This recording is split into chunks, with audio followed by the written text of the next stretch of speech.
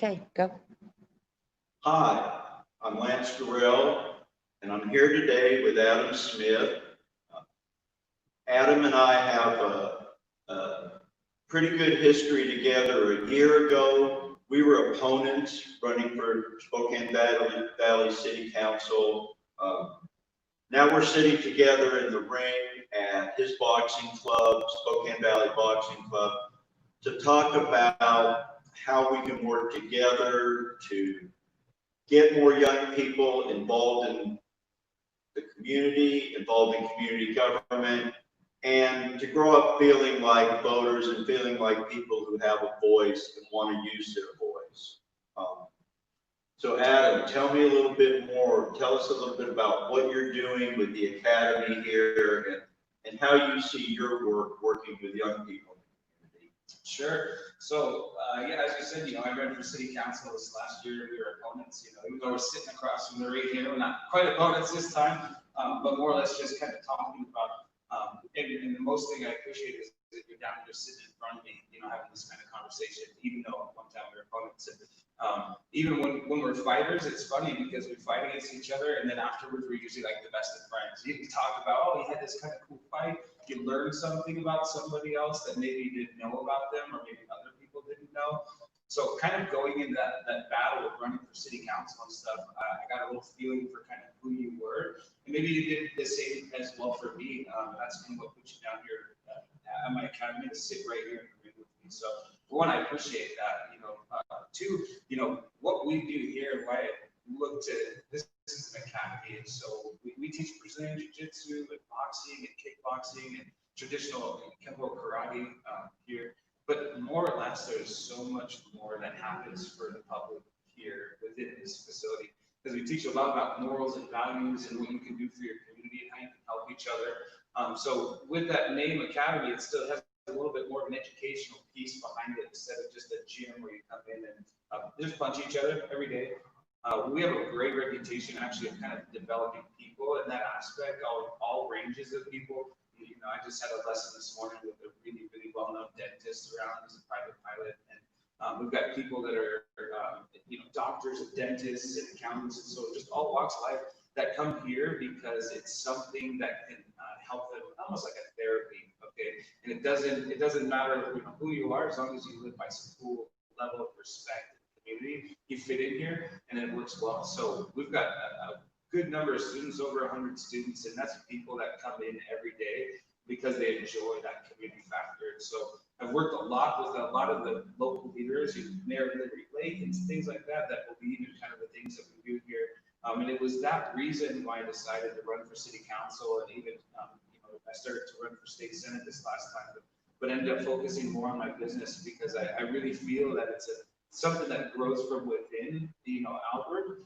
So as a lot of people try to change the whole world outside and stuff like that, you kind of have to start from within first. So I need to focus more on my business, and if I can grow my business to be a really good community, and kind of proofs in the pudding there, that when I stepped out to city council, things like that, we have a good reputation of being able to build that. And then I've got an army behind me that can help us do it as well as they hit that outreach button. So yeah, that's kind of what we do here. So I think you can see it's where we share some of the same values and what has had Adam and I growing a friendship over this past year.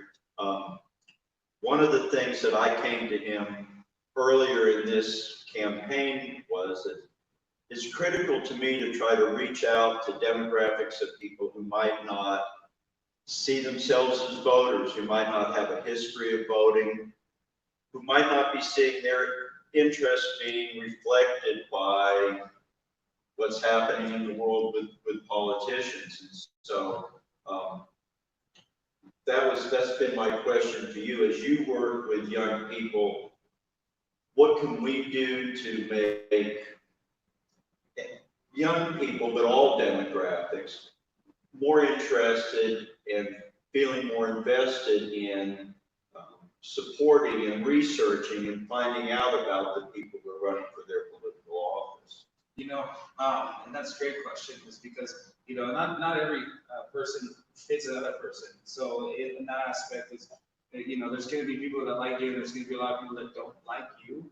And and stuff, and that's okay. But if you can outreach to people that are a little bit have more influence, and so that, like I said, I appreciate the step here with me because we get along really well. So what this is called is bridging the communication gap of the leadership in our community to the people, right? So I have a little bit closer ties to the individual type people just because I'm right here and care about my students, kind of like my family. So being like that kind of professor that has really close ties and then reaching out to somebody that has a little bit more of a power, that's bridging those communication gaps, which is, I think, is the most important. So this, I think, is where things need to happen more. So I appreciate it. I certainly would hope going forward, I plan to come back in November after the election, after I've won. Hopefully COVID will give us a situation where, we can meet in a group more instead of this distance. But I do think it's important for young people to feel like the people who are their elected officials are just citizen elected officials. I took civics in school, and I really believe in the government by the people, and that I'm an accountant, I'm an ordinary person. I haven't made it my life to be a politician, but I've decided to spend some time in public service as an elected official. And I hope that I can transfer that to make me more approachable to everybody. And so that, the people who come to your academy, whether they agree with me or not, at least will feel engaged in voting. Well, I hope that, this is a great step. There's a lot more really, really cool leaders that we have in this community that, by you connecting those ties and finding that outreach to them and stepping into their business and facility, that's really where it's going to be. So, really, I'm interested in the candidates that are putting that kind of an outreach out there. So right now, you're not able to knock on doors and go door to door to people, but you can have more one-on-one conversations with that kind of more of a power where there's GTX and stuff, or CrossFit Spokane Valley. They've got really, really good groups of communities that their leadership kind of has a handle on their people. So you connecting with those powerful, different leaders from different demographics and all sorts of walks of life is really going to be, I think, the most powerful thing a candidate can do in this time. So I look forward to more opportunities to see what you're talking to those people about as well and what they're doing. And me as well. The ballots are out. August 4th is the deadline for the primary to get the ballots back in. And just a reminder to everybody to do your research, study what the candidates believe, and see how your values match their values. Sometimes the labels that we run under don't necessarily reflect the true full story. So look for candidates that match your values and have the interest in reaching out. I feel like I'm running because I believe everybody deserves a place at the American table. Whether you're fifth generation or a newly arrived American, no matter what you look like or what you believe, everybody deserves a chance to work hard and make a better life for themselves. So, well, I've been in this community for a long time. I've grown up here. I love it. I love the people that are here. There's a lot of differences that people have right now out there. But one of the things that really, really strikes hard is when we make that kind of an impact firsthand right now. So I've got a good reputation in the community, but I haven't had quite too many candidates that have reached out or had interest in kind of these small groups and stuff. But I know people that run other big gyms and things like that also can use some of that outreach as well. So hopefully some more candidates do that stuff. But let me just say I appreciate you being the first for me. You bet. Well, thank you for sitting down with me, and thanks everybody for listening in with us. And I really appreciate your time, and best luck to you with the academy here. I see, you've got kids from the youngest, right? Yep, all the way to 3 years old, and I got them all the way over 60 years old, so I can't wait to see you in here doing some knit slants. Okay. He'll be posting the video of him punching the bag, swimming up. All right.